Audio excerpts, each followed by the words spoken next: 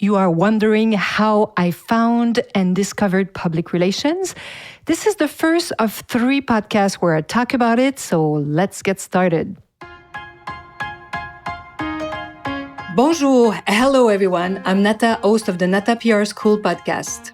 You're a successful entrepreneur or marketing manager and you're about to launch a new product or service?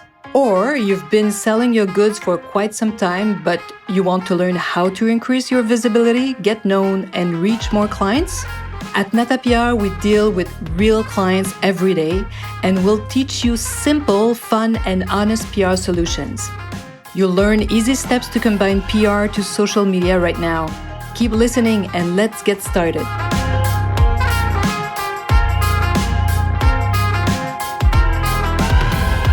Bonjour, hello, and welcome to episode 135 of the Nata PR School podcast.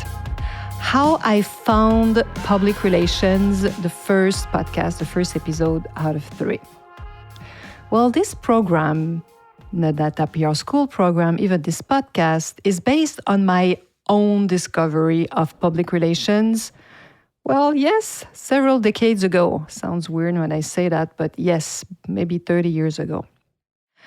I know from my experience that if you pay attention and learn the fundamentals of PR, like the way I teach it at the Nata PR School, and if you decide to do like me, to do it on your own, especially if you're a small company and you have few human resources, you might be alone, like me. When I started Nata PR 23 years ago, more than 20 years ago. You're a startup, and I'm telling you, you can use PR to make yourself known, to grow your list of subscribers, fan, clients, and of course, to attract investors, or to do like one of our students, actually, to start a crowdfunding.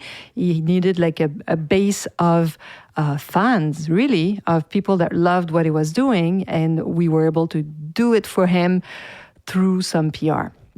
For those who know me a little bit more, you know that I studied classical music at the University of Montreal, and that after I did a master degree in arts administration, and I began my career at the Montreal Opera as a young intern. Yes, that's such a long time ago, where I quickly found and discovered that marketing and communications was, wow, my calling. I fell in love with marketing and communications. I had studied it, but what they were doing at the opera really seduced me. And I quickly found that the marketing and communication department was so linked to everything that was happening at the opera. It was a real wake-up call for me. And I still love marketing and promotion to this day. And it's interesting to see that my first job, actually, my first professional job, I always worked as a student. But when I graduated, my first job was at the opera, the Montreal Opera, and this is where I learned everything that I'm still using today. That's crazy when you think about it. So for 3 years, I had the good fortune, I was lucky enough of working as marketing and communications manager for the opera, and I had a public relations expert on my team. So I was not involved in PR at all. But listen to this. As I was a very creative mindset, today they would probably tell you that I was like some kind of an intrapreneur, not an entrepreneur, but those people who can create business inside a business. That's who I was. And I founded 2 new programs at the opera during those years. One was called Opera 1835 for young people like me. I was 24, 25 years old at the time, so I felt the opera wasn't talking to my generation as they should, so I created this program. And another one that was called Opera on the Street, Opéra dans la rue, Opéra on the Street, a program to make subscriptions accessible to the next generation and something to open it to family too, so they could come and see like the behind the scene of the opera and discover, let's say, costume, like see costumes really closely, even touch them. see decors and have the chance to hear singers, very close opera singer during lunch break, weekends. So it was kind of a small mini festival, free and open to all. And I needed to promote these programs, right? Nobody knew about those two programs. And since my public relation expert in my department was already extremely busy with the regular season at the time, like she didn't want to help me with my crazy programs. So I decided to, maybe I can try to do it on my own. It's my own creation. So I decided to jump in and do the PR for these two programs myself.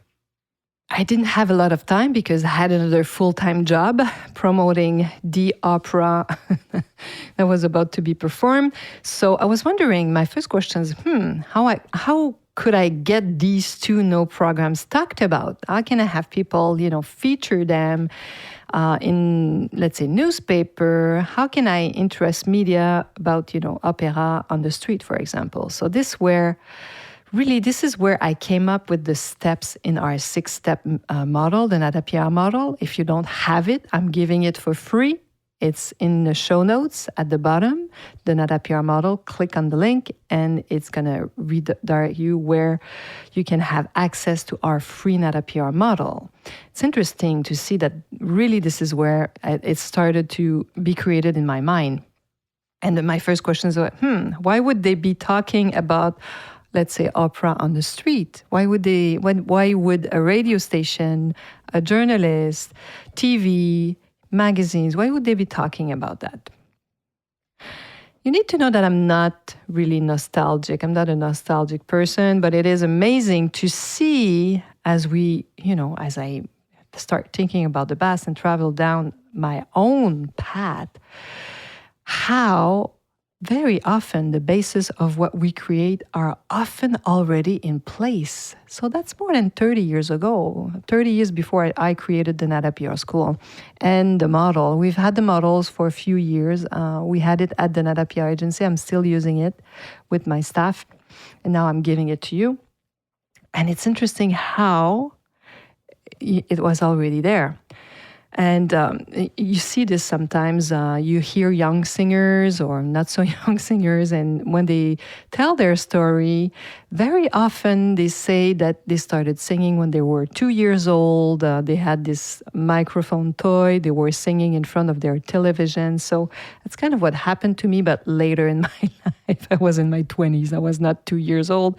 But it's funny, like when you find something that really becomes kind of a passion or really interests you, how you should pay attention, because then your brain start creating things.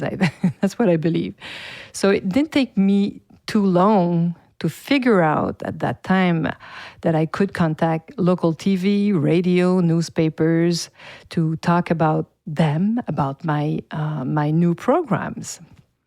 And if you're a regular listener of this podcast, you know how interested journalists and influencers are in whatever's new. And I was proposing something brand new, of course, but in those days. I even gave interviews on the radio. Newspapers talked about it because they wanted to hear me. They were so surprised that someone from the opera, really young like I was at the time, created this free mini festival that was so accessible. I also found out at the start of my career, really, that journalists, they really like talking to the creators, the entrepreneurs, the people behind the events. And they were surprised that I was the one who really initiated those two programs. So they were really interested to hear me. So if you're young and you create something different that's not out there, maybe it could be a good idea for you to contact your local radio station, your newspaper. They might invite you and might be interested by your own story. I also realized very quickly that one of their mandates was to tell the people about what's new out there. especially in this case, it was a public service that could interest their listeners or their readers. It was a free event. I was responding to step 1 of the Nata PR model. Why would people talk about my project? And as you've realized by now, in the case of Opéra dans la rue, opera on the street, there were 3 reasons. The first reason was I was proposing a free event open to the public, so they can freely talk about it because all their readers could have access to it. So that was reason number 1, was a free event open to the public. Reason number 2 was an initiative to help people discover opera, which was also something fun, like the education part of many of their mandates. Reason number 3 was activities for just everyone, for family, for anyone who was curious about the opera, or even people who didn't like opera and wanted to maybe have a different take or see it differently, have from a different angle. So voila. So I'm delighted to say that my passion for public relations goes back more than 30 years, and that after 10 years of working at many companies as a marketing and communications director, I created Nata PR, then Nata PR School, so I could teach you, my friends, the ABCs of public relations, which are still the same today.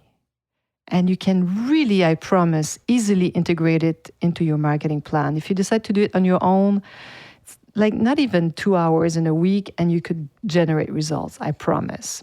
Come to register, come to the program, get on our list, and you can come to our free atelier sometimes. If you have any questions, I'm always there to answer any questions you may have.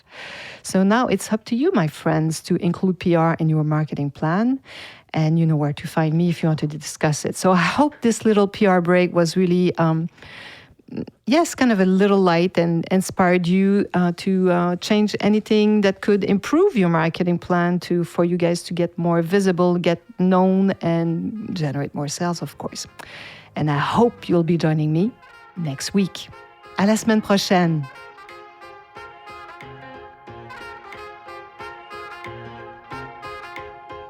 Hey, you want to learn more about how to implement PR strategies?